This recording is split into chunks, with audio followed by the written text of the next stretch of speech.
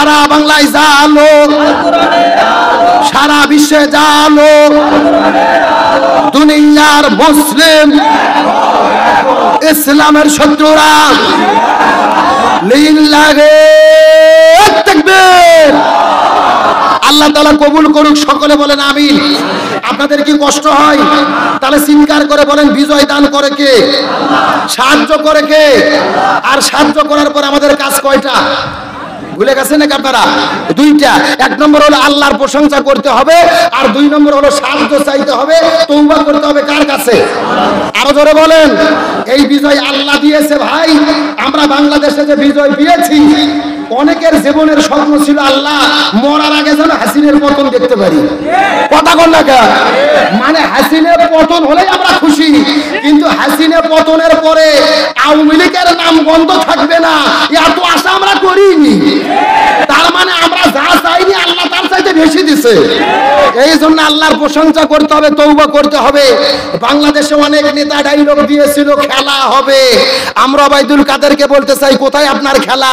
খেলা যখন শুরু হলো আপনাদেরকে খুঁজে পাওয়া গেল না। কেউ বাঁচার জন্য দাড়ি কেটেছে, আবার কেউ বাঁচার জন্য দাড়ি রেখেছে। সালমান এফ রহমানকে আপনারা দেখেছেন না?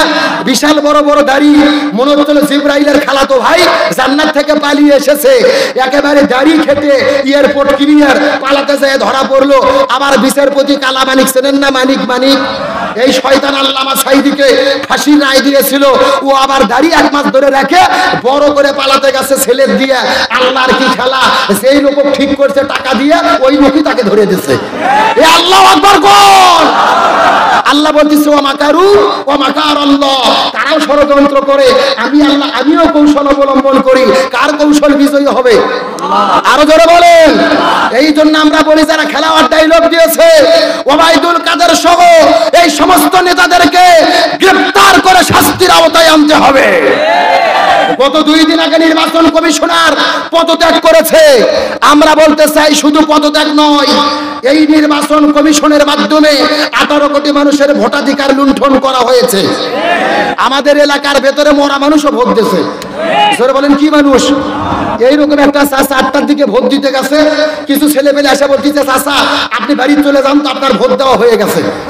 চাচা মন খারাপ করে সেখন চিন্তা করে বলতেছে কে বাবা, আমি তাহাজ্জুদ নামাজ পড়ার পরে আর ওযু নষ্ট করিনি, ফজর নামাজ পড়ছি। ফজর নামাজ পড়ার পরে মনে মনে ভাবছি ওযু নষ্ট করব না, 8টার দিকে যাইয়া এই ফজরের ওযুতে ভোট দেব। চাচা যাইয়া দেখে ফজরের ওযুতে ভোট দিতে গেছে। চাচা যাওয়ার আগে আরাক আল্লাহর ওলিরা আসে তাহাজ্জুদের নামাজ পড়ে মারিয়ে গেছে। এ কথা কন না কেন? বোঝা যায়। বুঝলে বুঝ পাতা, না বুঝলে তেজ পাতা। অর্ধেক বললে বুদ্ধিমান বোঝে, পুরো বললে গাধাও বোঝে না। চাচা মন খারাপ করে কিছুক্ষণ পরে চলে যাচ্ছে। ছেলেবেলা আবার ডাক দিতে, চাচা শোনেন, বাড়ির যে কিছুক্ষণ পরে চাচিকে নিষেধ করবেন, চাচিও যেন না আসে, চাচির ভোটও দেওয়া হয়ে গেছে। সুবহানাল্লাহ কোন! এ জোরকার নাউজুবিল্লাহ। তখন চাচা বলতেছে কে বাবা, তোমার চাচি মরে গেছে 6 মাস আগে, আজকে কখন ভোট দিতে এসেছিল, আমাকে ডাক দিলে তো আমি একটু দেখা করতাম। আল্লাহু আকবার বলেন। এই রকম নির্বাচন কমিশন যে ভোট করেছে, এই নির্বাচন কমিশনকে গ্রেফতার করে ফাঁসির দড়িতে ঝুলানো দরকার। লিল্লাহি তাকবীর। প্রধান অতিথির আগমন মাহফিলের পক্ষ থেকে, এলাকাবাসীর পক্ষ থেকে লিল্লাহি তাকবীর। তাহলে চিৎকার করে আমার দিকে লক্ষ্য করেন। এই নির্বাচন কমিশনের বিচার আমরা চাইতে চাই না।